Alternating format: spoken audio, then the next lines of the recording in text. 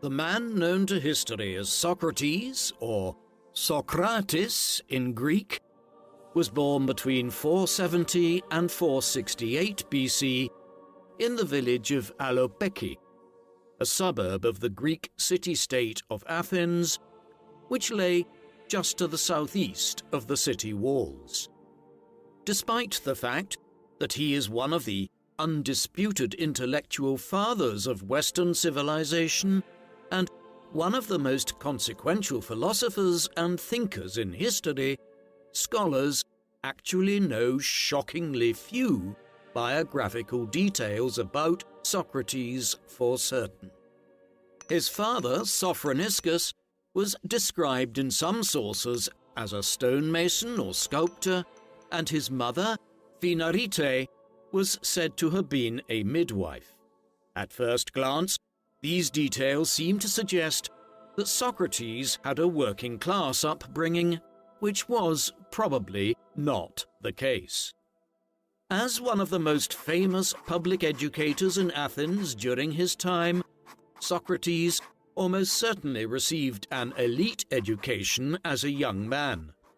Furthermore, his close friends and colleagues were some of Athens' wealthiest, most prominent, and most influential citizens, something that sounds particularly unlikely for the son of a low-status working-class family, even at the dawn of Athenian democracy. This set of suppositions is just one example of the primary means by which modern scholars have attempted to construct a biography of the historical Socrates. This task has proven difficult and endlessly frustrating for historians because of the relative lack of reliable sources. A major barrier to our understanding of Socrates is that he left behind no writings of his own. All we know of him is what other ancient scholars and chroniclers wrote about him. Some of these sources are considered more reliable than others, although virtually none of them can be considered conclusively authoritative by modern standards for various reasons. A majority of historians tend to treat with greater acceptance the biographical details about Socrates which appear in the dialogues written by Plato and Xenophon, because both of these writers were pupils and friends of Socrates himself. Memories of Socrates would have still been relatively fresh for the people of Athens when dialogues like Plato's Apology and Crito or Xenophon's Memorabilia were first published, roughly 10 to 20 years after his death. It stands to reason that if the biographical accounts of Plato and Xenophon had diverged dramatically from what Athenians remembered of Socrates' conduct, his teachings, or his trial and execution, rebuttals likely would have appeared in the literary and historical record. Plato and Xenophon, therefore, may more accurately represent the historical Socrates than other sources, most of which were written many more decades or even centuries after Socrates died by ancient scholars such as Aristotle, Diogenes Laertius, and Plutarch. Have you ever wondered, what is consciousness, and how did it come into being? These questions are among the greatest unsolved mysteries of science. For centuries, scientists and philosophers have been mystified by the connection between mind and matter. In his groundbreaking new book, The Dawn of Mind, Dr. James Cook, Oxford-trained neuroscientist and friend of this channel, offers a compelling and bold new solution to this mystery. The Dawn of Mind explores the history of the science and philosophy of consciousness and gives a captivating and detailed breakdown of how consciousness came into existence. This is what reviewers have to say about the book, a gripping exploration of consciousness that reads like a Dan Brown thriller, essential reading for anyone seeking to understand the greatest enigma of our time. The Dawn of Mind is not just a book about consciousness, it is an experience, sublime, a clear-eyed short course on the mysteries of life and consciousness, including your role in existence. So, if you're interested in discovering the nature of your own mind, follow the link in the video description and pre-order The Dawn of Mind, How Matter Became Conscious and Alive by Dr. James Cook, coming 3rd of December 2024.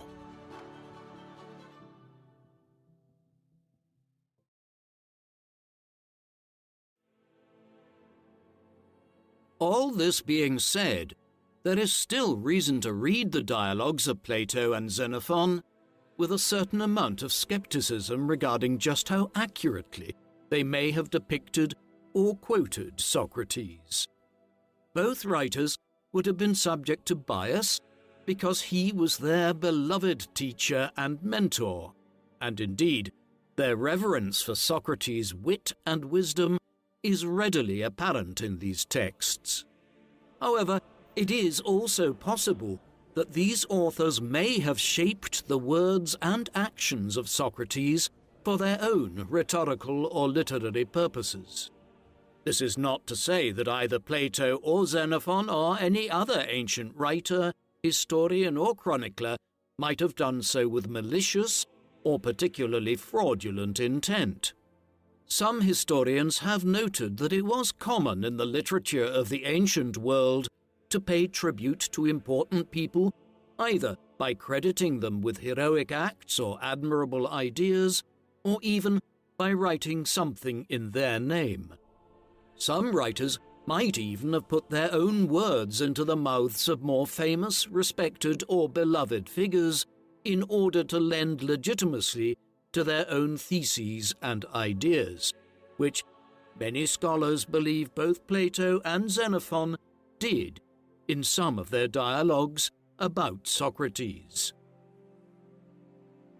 With all these considerations in mind, attempting to reconstruct the historical Socrates might seem to some like an exercise in futility, since none of the extant sources can be considered reliable by modern standards.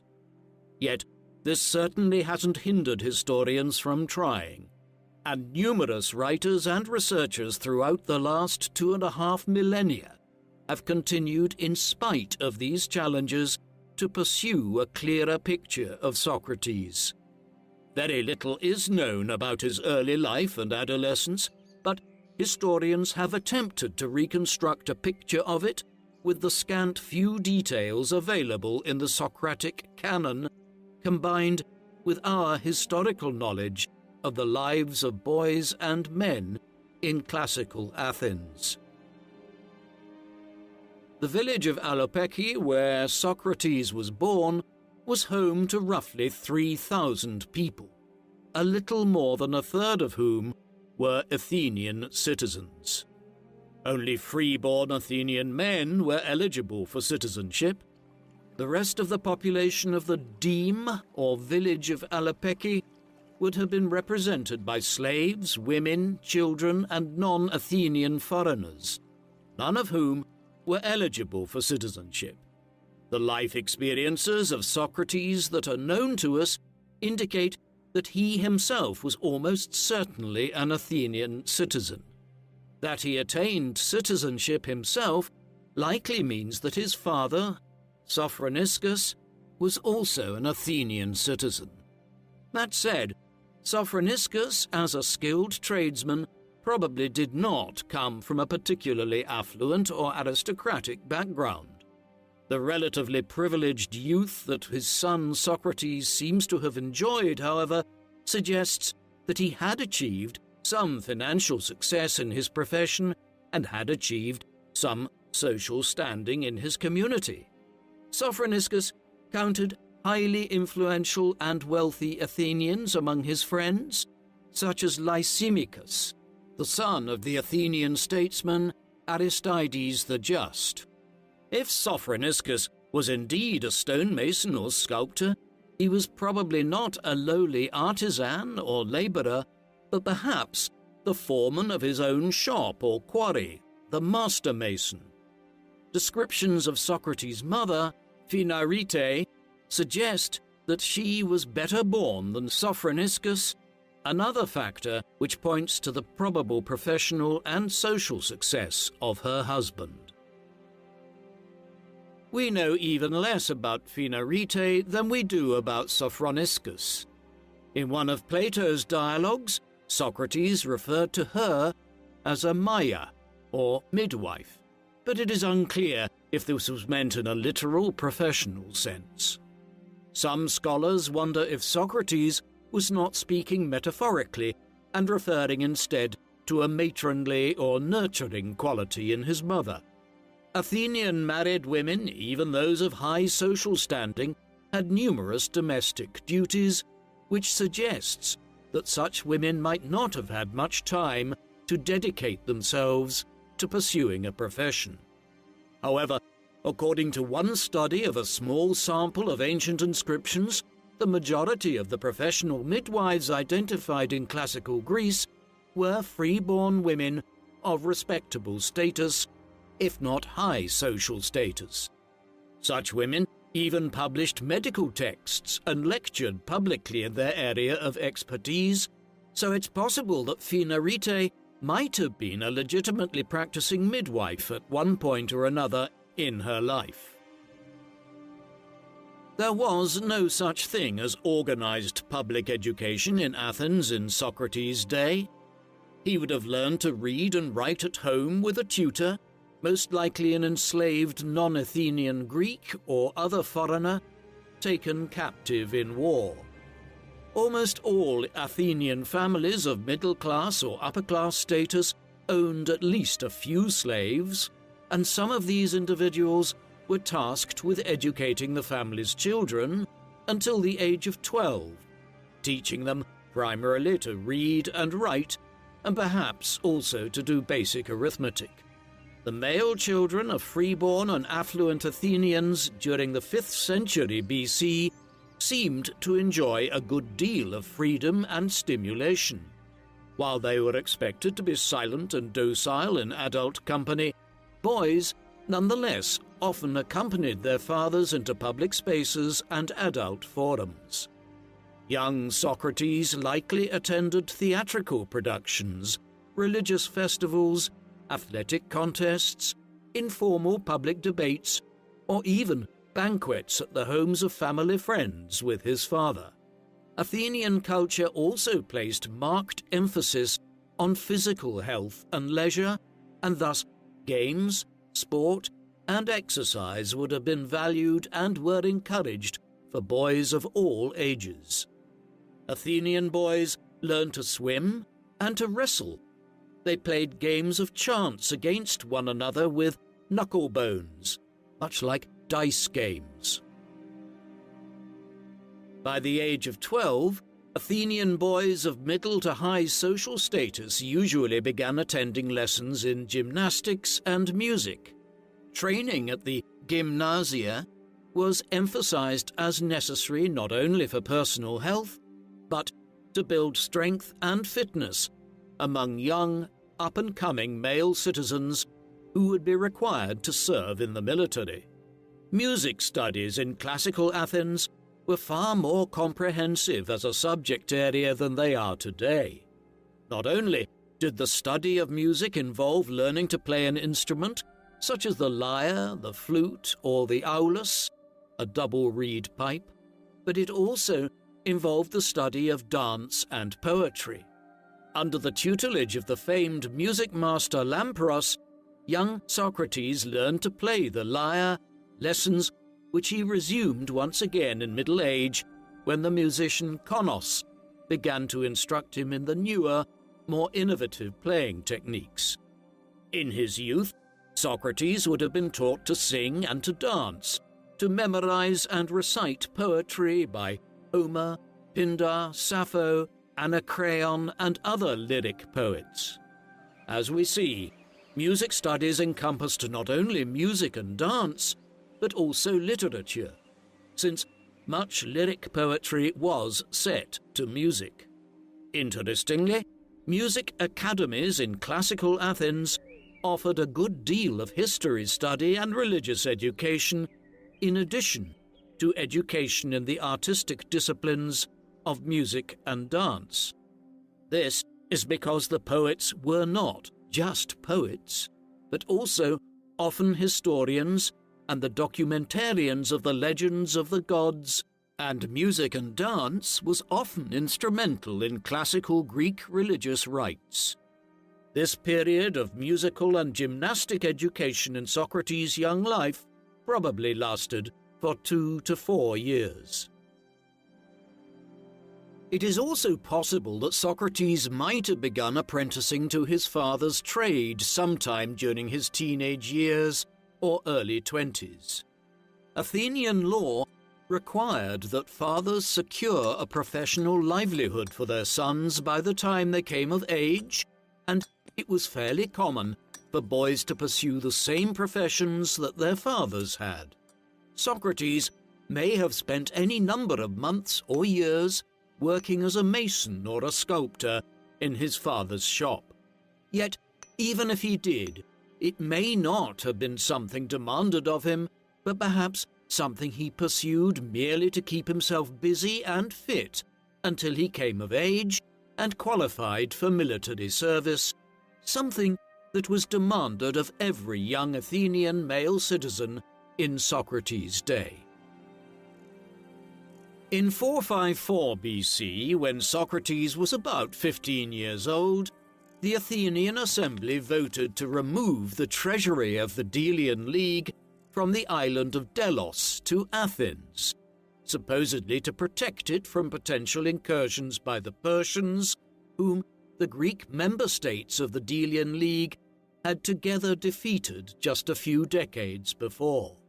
While this immense war chest filled with gold and silver had been constituted for all of the League's member states, who all contributed to it annually for their mutual defense, the rulers of Athens, Pericles and the assembly, evidently decided that was more a suggestion than a requirement. This was the beginning of a series of developments which eventually led to the outbreak of the Peloponnesian War. Pericles used the Delian treasury to benefit and beautify the city of Athens, which still bore the scars of the Persian invasion. He embarked on an ambitious building program which included impressive public edifices and spaces. The crowning glory of this revitalization project was the Parthenon, the exquisite temple of white marble built atop the Acropolis with a magnificent ivory and gold statue of the goddess Athena within the temple sanctuary. No doubt the masons, sculptors, and other stoneworkers in Athens, perhaps even Socrates' father Sophroniscus, received many commissions and benefited handsomely from Pericles' building program. The Delian League soon began to break down as its member states grew more and more outraged that their annual tributes, intended for the defense of all, seemed instead to be simply enriching the city of Athens. Pericles soon began to launch military actions against these so-called rogue states who refused to continue paying tribute. Rather than a member state in a confederacy of equals, Athens was beginning to conduct itself more and more like an imperialist power, and other Greek states such as Sparta and Corinth began to mobilize against Athens and her remaining allies. By the time Socrates came of age, Athens would need every available citizen soldier ready to face a series of armed conflicts which would continue intermittently for more than 30 years. In the meantime, Socrates was still completing his education.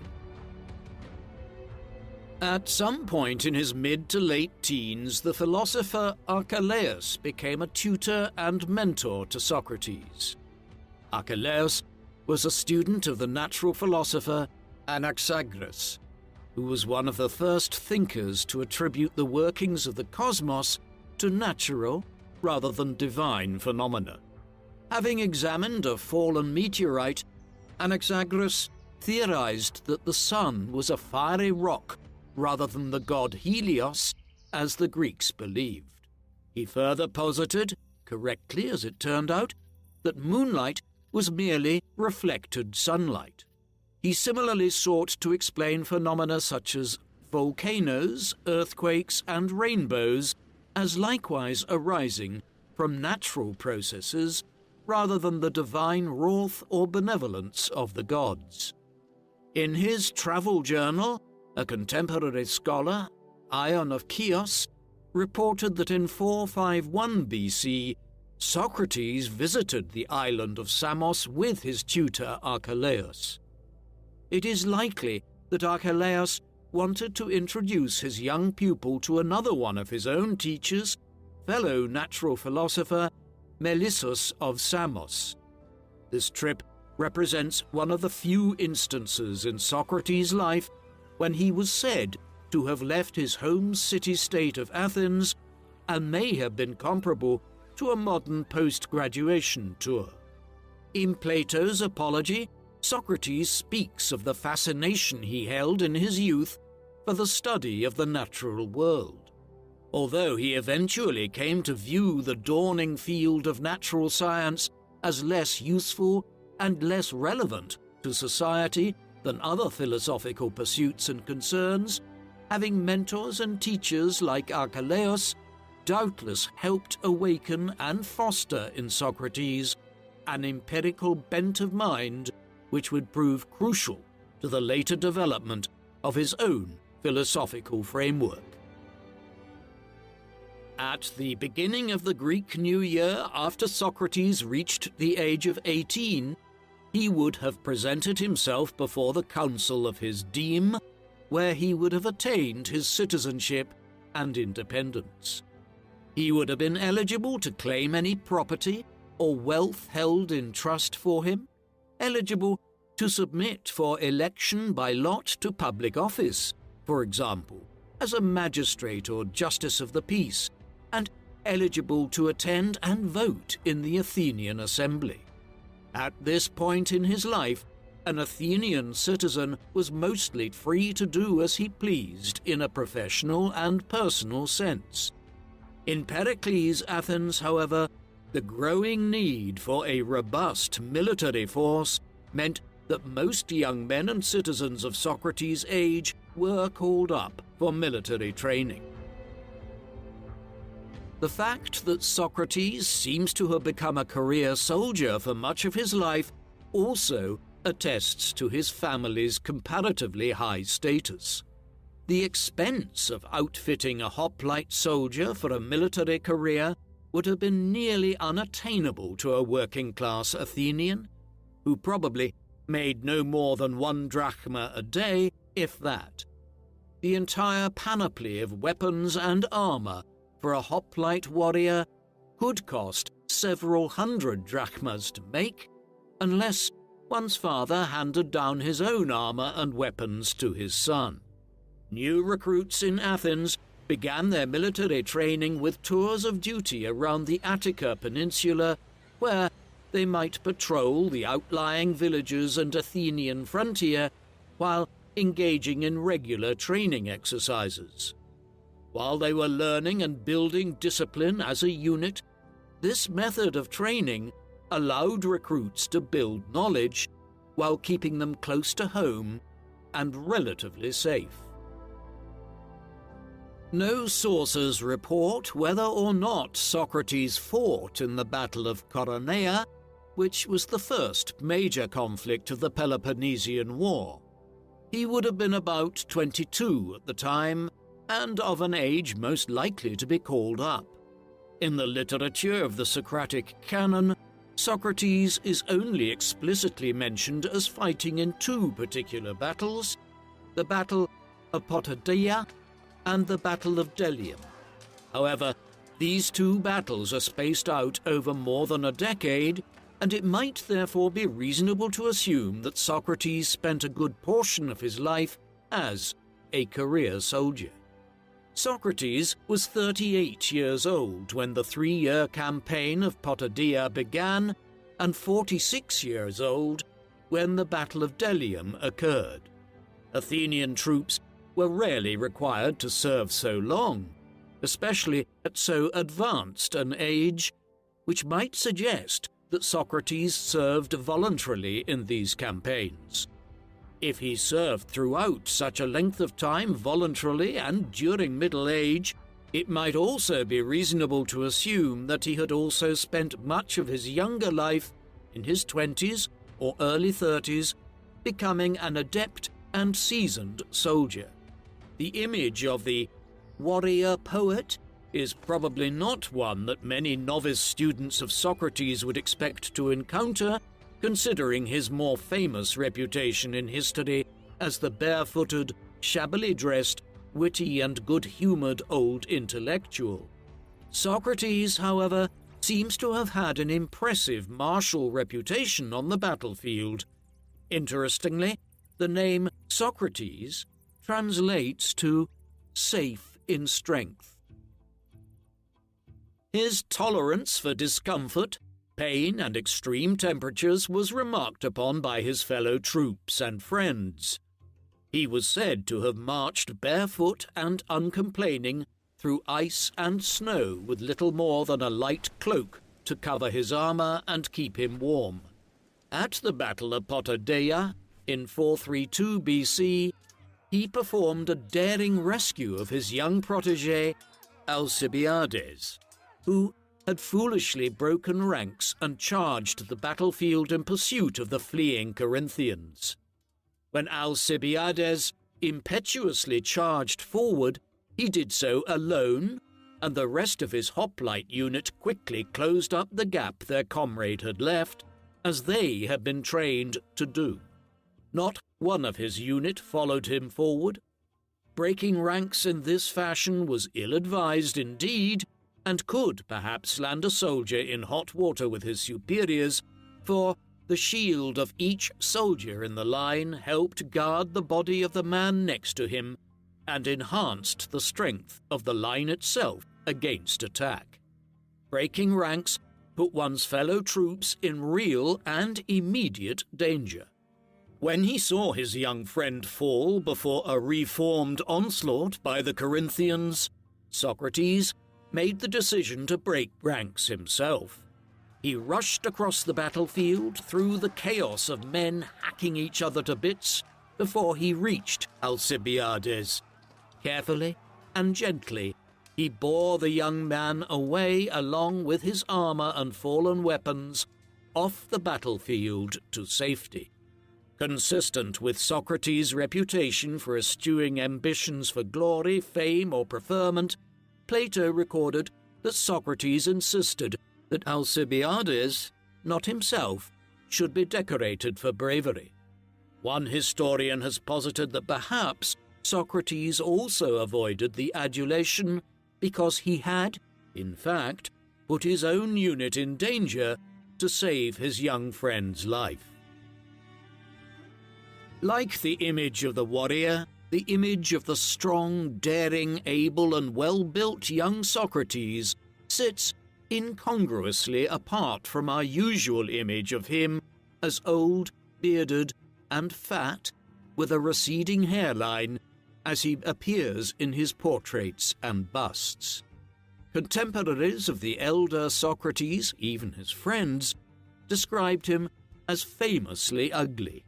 A short, balding man with a paunchy middle, a broad snub nose, thick lips, and widely spaced eyes that appeared to bulge. However, in the first bloom of youth as a career soldier, Socrates probably looked very different. Years of gymnastics, military training, if not slinging heavy stones in his father's workshop, would have given him a straight and well-built figure. His shortness would have appeared as stockiness and solid strength. He might even have been perceived as handsome. With his widely spaced eyes, broad nose, and very full lips situated in a younger face, and with what was likely an excellent physique, one is tempted to imagine someone akin to a young Marlon Brando. Although more than one biographer has sought to explore the figure of Socrates in love, we actually know very little about Socrates' personal or romantic life, although, again, that certainly hasn't stopped historians from speculating and theorizing. One recent biography posits that as a young man, Socrates might have fallen in love with the famed intellectual Aspasia, a philosopher herself and the de facto wife of Pericles. The textual evidence for this is rather thin. It involves accepting that a female figure named Diotima, whom Socrates mentions in Plato's Symposium as having been his instructress in all matters of love, is in fact Aspasia. The author points out that only one other woman who appears in any of Plato's other 30 dialogues as instructing any of her male contemporaries, including Socrates, is Aspasia herself. In Plato's Menexenus, she is also depicted as leading philosophical discussions about love. While some historians might find this textual evidence a bit of a stretch, the circumstantial evidence is somewhat more interesting and perhaps slightly more compelling. Sometime in his mid-30s or early 40s, Socrates became a tutor and mentor to the young Alcibiades. The young man he rescued from the battlefield in 432 BC was in fact the ward of Pericles himself, who had become Alcibiades' guardian upon the death of his friend Cleinias, the boy's father, years before. It is unclear whether Socrates took Alcibiades under his wing before or after the Battle of Potidaea, but Plato records that the two were posted together as tent-mates and messmates throughout the campaign. Alcibiades was not only Pericles' ward, he was also a relation of Aspasia's by marriage. Probably about the same age as Socrates, Aspasia arrived in Athens in the early to mid-450s, at which time her sister was married to Alcibiades the elder, the grandfather of the younger Alcibiades. Aspasia lived in Athens for 2 years before she settled down with Pericles, who was twice her age, and had a son with him, Pericles the younger. During her early years in Athens, Aspasia quickly developed a reputation for her impressive education, intelligence, aristocratic bearing, and beauty, and her banquets and symposia were attended by some of Athens' most prominent citizens and thinkers, even Socrates himself, if Plato is correct.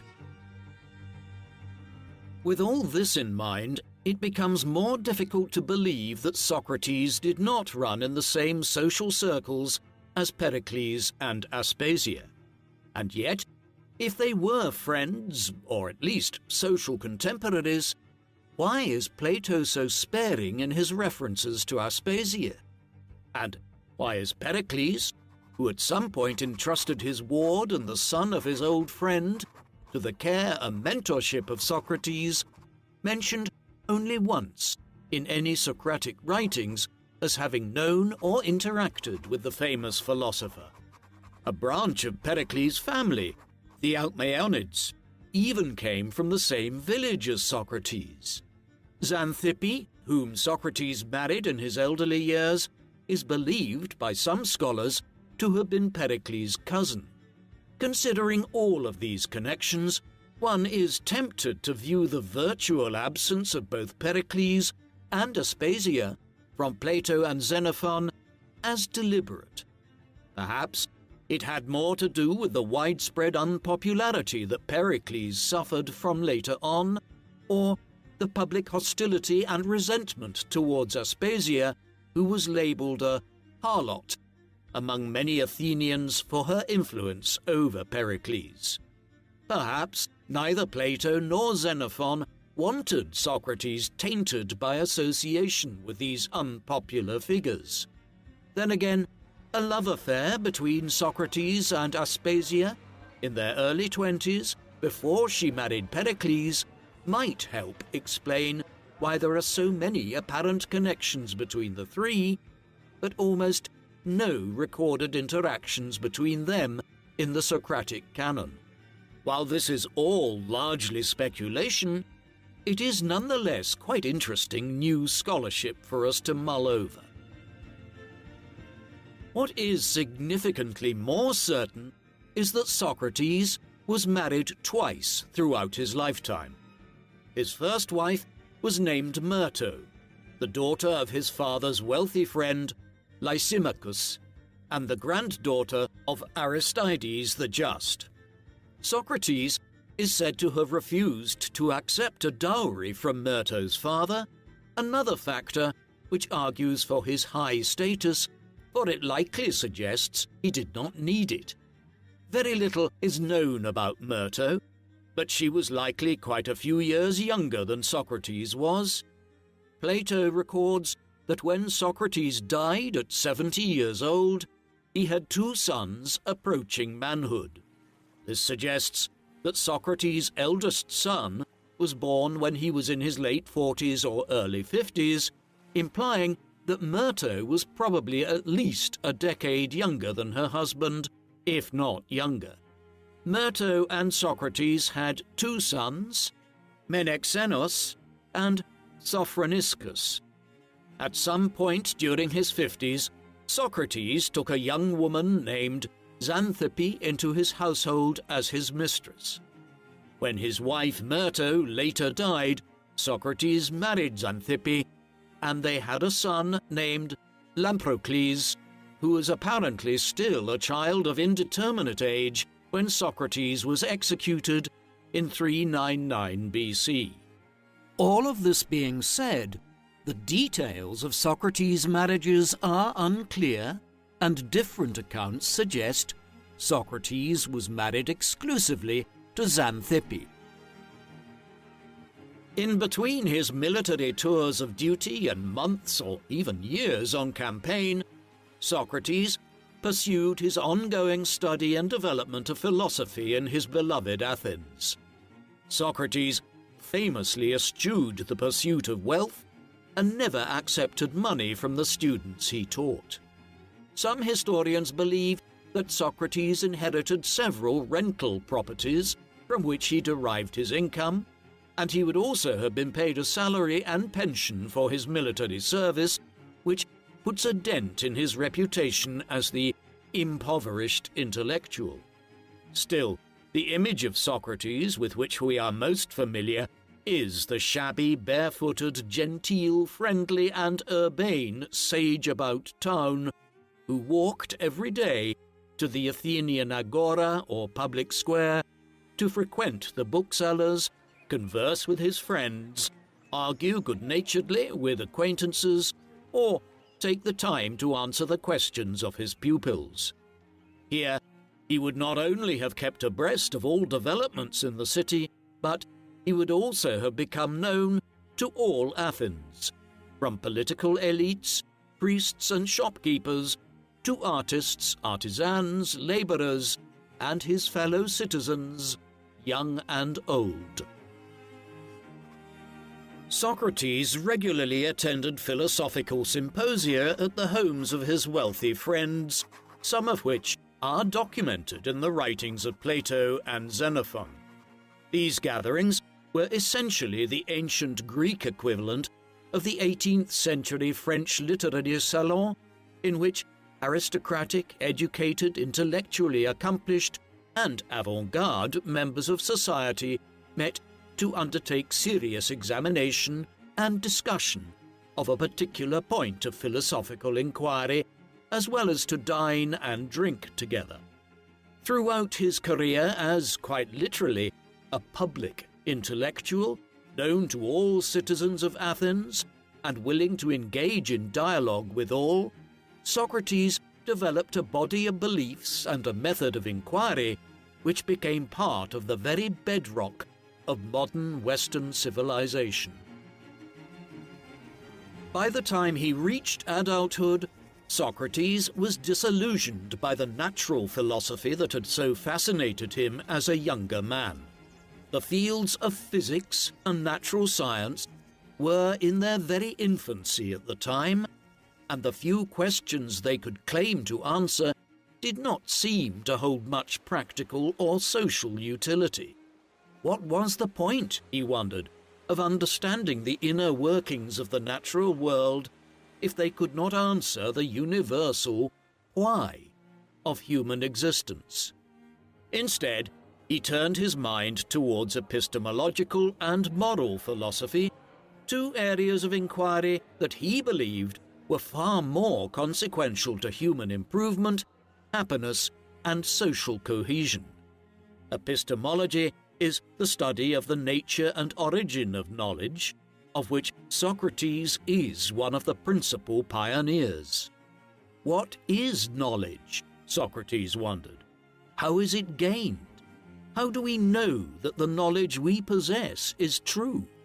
For Socrates, knowledge, and an understanding of it, was essential for the attainment of virtue, which in turn he believed was essential for individual human happiness and broader social harmony. Ultimately, the acquisition of knowledge and virtues like justice, wisdom, courage, piety, and temperate living would produce individuals who behaved according to what was right and avoided doing what was wrong. People who lived their lives in a morally incorrect way were invariably wretched and miserable, Socrates believed, while those who lived their lives according to moral and ethical standards were invariably happy. For Socrates, the continuous search for self-knowledge was paramount. The unexamined life, he is famously believed to have remarked, is not worth living. Alongside self-knowledge, Socrates believed that moral improvement and the cultivation of the soul were equally important goals for all people as individuals and as members of their communities. In addition to the fields of epistemology and ethics, Socrates also pioneered the techniques known to philosophers as the elenchus, the dialectic, and what teachers called the Socratic method. This is essentially a question and answer style of conversation. Elenchus is a process of cross-examination designed to expose the inaccuracy of another's belief or hypothesis, while the dialectic is a more collaborative question and answer exchange intended to encourage reasoned conclusions or knowledge to emerge. The dialectic approach is akin to what Socrates pursued during symposia and what teachers who today embrace the Socratic method do in their own classrooms when they use a guided question and answer approach to help the class reach conclusions as a group. According to Socrates himself, it may have been the use of his elenchus technique that caused significant dislike of him to grow among his fellow Athenians. After all, few of us find it easy to like people who seem determined to show us that we're not as smart as we think we are. While defending himself at his own trial in Plato's Apology, Socrates narrated a series of events which, when they occurred, could not have failed to spark public resentment against him for what was probably perceived as self-aggrandizement. This episode he describes also appears in Xenophon's Memorabilia, albeit with slight embellishments. So the story goes, a friend of Socrates and fellow philosopher by the name of Chaerephon visited the oracle at Delphi and asked of her, "Who is wiser than Socrates?" To the surprise and perplexity of both men, the oracle replied, "No one is wiser than Socrates." This response utterly perplexed Socrates, whose first instinct was to reject the notion that he might be the wisest of all men. In Xenophon's version, Socrates was present when the oracle made her famous pronouncement, and he was said to have dwelt long and thoughtfully upon the inscription etched above the entrance to Apollo's temple, "Know thyself."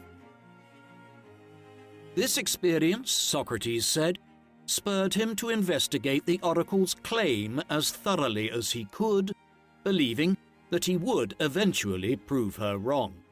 He described approaching and conversing with many of his fellow Athenians, beginning with those generally considered to be the most knowledgeable and accomplished in the city, such as politicians and scholars. He observed, however, that all of those whom others believed to be the most wise, and who believed themselves to be so, were invariably unable to conclusively defend their claims to superior knowledge. He then turned to the artisans and skilled tradesmen, who were indeed wise and competent in their own particular craft pursuits, but held little knowledge or wisdom about higher concerns, though many of them also believed themselves to be wise. The difference between Socrates and the individuals he questioned was that he made no claims to the superiority of his wisdom. "As for me, all I know is that I know nothing," he famously remarked. For Socrates, the near impossibility of ensuring that any knowledge constitutes an ultimate and verifiable truth should encourage intellectual humility. The part that he left unsaid was that perhaps this was precisely what the Delphic oracle meant when she said that no one is wiser than Socrates. No doubt, Socrates used his elenchus method in interrogating his fellow Athenians' claims to wisdom. This technique often ends in what is known as aporia, which is an unresolvable logical impasse or dead end in an argument. As a man who openly claimed he didn't have all the answers, Socrates was not out to tell people the right ones, merely to show that through the acquisition of knowledge and the use of reason, one could expose the wrong-headed beliefs of those who thought themselves wise. His ultimate lesson was to question everything, even supposedly settled knowledge, and to be aware that no matter how impressive one's intellectual attainments might be, one always finds oneself once again on the frontier of knowledge. Unfortunately, but quite predictably, many of his fellow Athenians took offense at his deconstruction of their beliefs and claims to wisdom, and Socrates' reduction of their arguments to a state of aporia surely made him many enemies, some of which would eventually put him on trial for his life. The reputation and fame that Socrates attained during his life in Athens is apparent in the works of not only scholars, but artists too. He was caricatured in the works of Athenian playwrights, most notably by Aristophanes in his comedy The Clouds, which premiered in Athens in 423 BC. This play lampooned Socrates as a skinny, half-mad, stringy-haired ascetic with absurdly high-flown ideas about the nature and workings of the heavens and the earth. His character was depicted floating above the stage in a basket, suspended by ropes and pulleys, in which the old philosopher's own flatulence appeared to propel him here and there. In some respects, we must admit that comedy hasn't changed much in more than 2,000 years. Socrates' discussion and description of Aristophanes' play in Plato's Apology suggests that Socrates might have seen the comedy himself when it was performed in Athens. Aristophanes and Socrates were at least friendly acquaintances, if not friends, if the text in Plato's Symposium is to be believed. This text, and many others which Plato wrote, illustrate that Socrates had a playful, easy-going nature and a great sense of humor. Socrates may have even thought that Aristophanes' play was quite funny at the time. Sadly, the attributions made to him in such public forums that he claimed superior knowledge of the heavens and the earth would come back to bite him later on. Several more public marks against Socrates' reputation appeared over the next 15 years. Throughout this period, 2 of his former pupils were involved in political and military developments considered both reprehensible and treasonous by many Athenians, beginning with Socrates' beloved young pupil and friend, Alcibiades. Elected general at just 30 years old, the handsome, dashing and boastful Alcibiades convinced the Athenian assembly to undertake and give him command of the Sicilian campaign of 415 to 413 BC. He persuaded them to commission hundreds of ships, the deployment of 10,000 hoplite soldiers and 30,000 naval men. It was by far the largest and most expensive force Athens had ever assembled. The day after it launched, political foes of Alcibiades levelled charges against him for profaning the mysteries. He was accused of vandalizing numerous shrines to the god Hermes and for making light of the gods in public at a masquerade. The Athenian authorities sent troops to Sicily to arrest Alcibiades, who then escaped and defected to the side of the Spartans. Alcibiades' betrayal brought significant intelligence advantages to the Spartans and utter disaster to the Sicilian campaign, resulting in the biggest military loss in troops and ships in Athenian history up until that point. This was a financial disaster which many Athenians blamed for the weakening of their military strength at a particularly crucial juncture of the Peloponnesian War. Athens was defeated in 404 BC, at which time the Spartans installed an oppressive oligarchic council to rule the formerly democratic Athens. This body became known as the 30 Tyrants, who ruled over Athens until 403 BC, when they were overthrown by pro-democracy Athenians and the previous regime was restored. Prominent among the 30 tyrants was a man called Critias, another former pupil of Socrates. When he and the rest of the Spartan junta were finally removed from power, pro-democracy Athenians remembered the old association between the old know-it-all philosopher and his authoritarian pupil. The anger against the 2 young men who many viewed as arch-traitors to Athens made Socrates seem guilty by association rather than by any action of his own. His enemies also noted that Socrates was not censured or punished by Critias or the 30 for refusing to arrest a man he knew to be innocent, Leon of Salamis, who the oligarchs wanted to execute. This is the only instance in which Socrates was known to serve in public office. He served a 1-year term from 404 to 403 BC, and it was likely only the fall of the tyrants that saved him from their wrath. Still, after all of the upheaval that had been wrought by 2 traitors to Athens, many continued to mutter darkly about Socrates and to wonder if his pupils' actions were the fault of their mentor.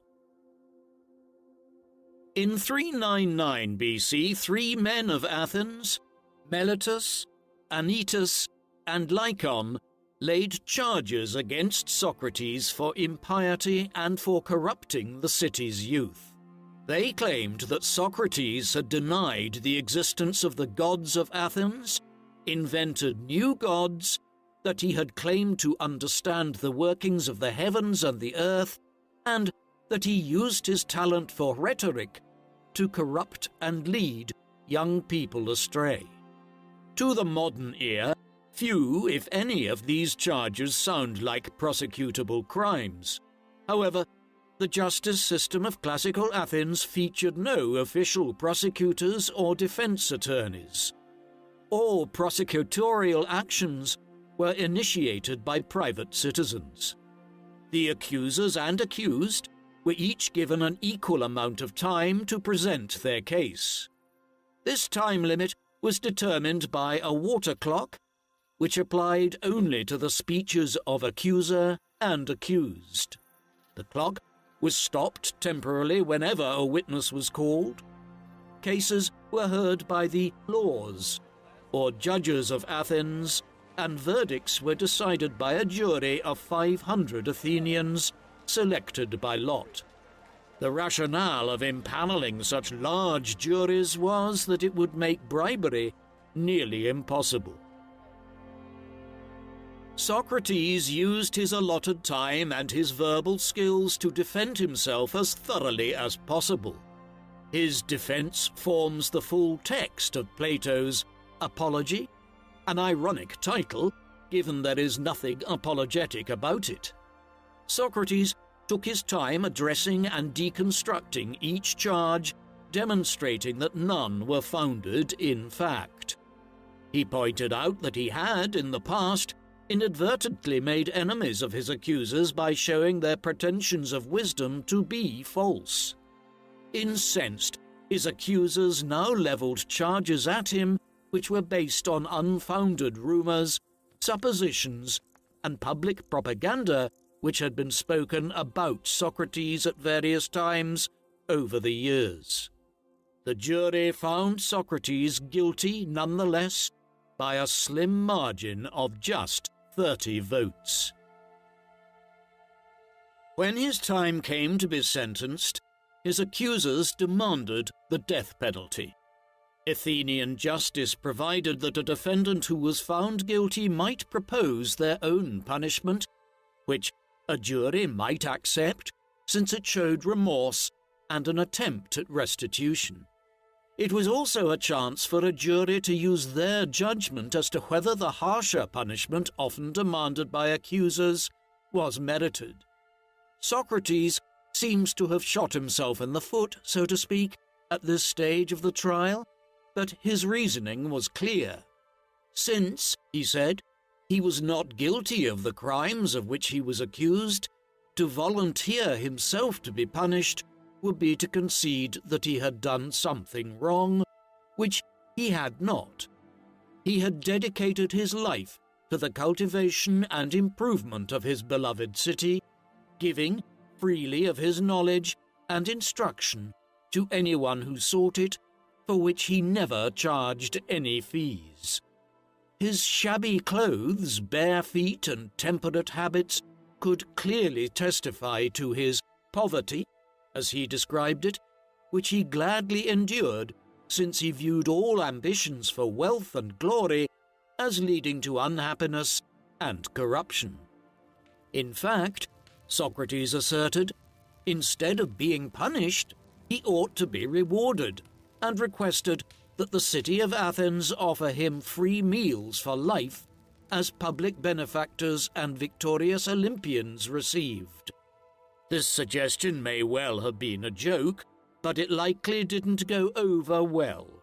Socrates concluded with an offer to pay a fine of 100 drachmas, which amounted to about a fifth of his estate. If this were unacceptable, he said, 4 friends of his who were present at the trial, Plato himself, Crito, and his son Critobulus and Apollodorus, were prepared to pay a fine of 3,000 drachmas on Socrates' behalf. The jury sentenced Socrates to death, strangely by a larger margin than the verdict that had convicted him. When asked if he had anything to say, Socrates spoke directly to the jury. To those who had seen the justice in his defense, he offered thanks and praise for their civic and judicial integrity. Those who had condemned him, he stated, had ultimately condemned themselves in the eyes of history and he prophesied that men would always speak of their actions as deliberately dishonorable. Still, as a loyal Athenian committed to the rule of law, he accepted the verdict and his sentence. Socrates spent about a month in jail prior to his execution, which was a rare occurrence indeed, since sentences were normally carried out within a day or two. However, the day before Socrates' trial, the annual religious pilgrimage to the island of Delos began. The pilgrimage commemorated Theseus's defeat of the Minotaur. According to tradition, until the ship returned to Athens, no criminals could be executed in the city. Socrates therefore had to wait several weeks for his sentence to be carried out. This was a luxury that few condemned people in the ancient world enjoyed. Socrates spent the time putting his affairs in order, spending time with his family and receiving visits from his friends. He was well cared for by his jailer, who evidently liked him and dreaded having to administer the execution. Plato's Crito and Phaedo document the last few days of Socrates' life. His friends, most notably his friend Crito, urged him to escape from prison. He had clearly been unjustly condemned, Crito and others argued. Even his jailer had offered to let him escape, but Socrates refused to do so. He had lived in Athens all his life, he said. It had given him a life he had valued enough to remain there and to raise his children there. In doing so, he had tacitly agreed to accept the laws and the judgments of Athenian institutions. Despite the fact that justice had failed him, that was no reason to become a lawbreaker himself, by which means he would forfeit all of his integrity and endanger his soul. For Socrates, two wrongs did not make a right. On his last day, Socrates spent some private time with his sons and his wife Xanthippe. He sent them away as the day wore on, to spare them from having to witness his execution, which was to take place at sunset. He spent his remaining hours on earth conversing with his friends on the nature of life and death, his beliefs about the immortality of the soul, and his conviction that death is not the end. He comforted them when some of them began to cry as sunset approached. Who can say for sure, he asked, whether death is not better than life? When his jailer arrived with a draught of hemlock, Socrates bade them all farewell before drinking the poison and laying down on his bed to await the end. He spoke his last words to his friend Crito before covering his face with a piece of cloth. I owe a cock to Asclepius. Don't forget to pay the debt. Scholars have endlessly debated the meaning of these words. Asclepius was a deified cult hero whom worshippers believed could prevent or cure illness if they made sacrifices to him. Did Socrates have an actual debt to pay to a deity he believed had previously interceded for him? Did he, perhaps, see life as the illness of which he was being cured and asked Crito to make a sacrifice of thanksgiving for him? The debate goes on, as do many others relating to the life of Socrates. Despite the numerous questions still surrounding him, Socrates has achieved a level of lasting fame and immortality that one can only compare to religious figures in history such as the Buddha, Jesus, or Lao Tzu. All four of them were teachers. All placed marked emphasis on self-knowledge and the cultivation of the soul for moral improvement, but alone among them, Socrates was never deified. This is not to say that Socrates had no influence on religion. Nothing could be further from the truth. Socrates' ideas on the nature and immortality of the soul and his views on ethics had incalculable influence on the early fathers of the Christian Church. The Socratic canon remains a mainstay in the libraries of Christian theology scholars today. Furthermore, his impact on education, law, and politics is still strikingly evident today. Socratic teaching methods are standard in Western classrooms at all levels of education. Political and legal scholars continue to argue about exactly where Socrates landed when it comes to democracy versus oligarchy, or the social contract theory versus civil disobedience. Of course, not every subsequent philosopher or writer liked or agreed with Socrates' ideas, most notably Friedrich Nietzsche, who famously savaged the beliefs of Socrates in his 19th century works Twilight of the Gods and The Antichrist. Socrates' greatest gift to us is considered by many to be his championing of empiricism and reason. Despite his rejection of natural philosophy, Socrates never reached any conclusion, even those concerning metaphysical phenomena such as the soul, without employing a reasoned and logical approach, which was always open to question and criticism. His epistemological framework for establishing what is true according to what is readily observable would eventually be developed by Aristotle into the first incarnation of the scientific method.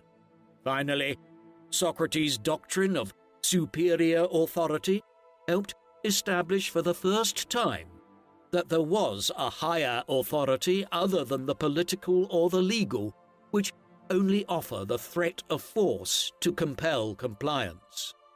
For Socrates, the higher authority might be divine, or his own moral conscience, or perhaps reason itself. There is cause to believe that he viewed these entities as quite intimately connected. Though he refused to escape from an unjust imprisonment and execution, and while ultimately his enemies got their pound of flesh, Socrates was ultimately triumphant. Plato, Xenophon, and other writers immortalized him as a martyr to reason and integrity. The ongoing search for the historical Socrates continues, and while some might call the quest futile, considering the paucity of sources available and the doubts surrounding their potential authenticity, many historians take their cue from Socrates himself. Even if one of his dialectics ended in an irresolvable aporia, with the sense that the answer might never be known or settled, that was no justification to cease questioning. Though a clear picture of the historical Socrates has largely remained stubbornly out of reach, scholars will likely still continue to pursue this most elusive figure who, paradoxically, looms larger than almost anyone in the history of Western civilization. What do you think of Socrates? Does he deserve the title, the father of Western philosophy? Please, let us know in the comment section. And in the meantime, thank you very much for watching.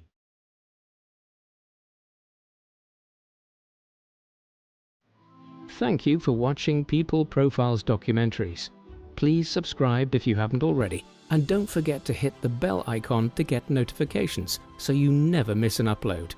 If you would like to watch our videos with no adverts of any kind, listen to audio podcast versions of our videos, discuss history with other People Profiles fans, and much, much more, go to peopleprofiles.com and become a member for as little as $2 per month. Members can also receive discounted merchandise, behind-the-scenes material, and a credit in our videos, along with much more.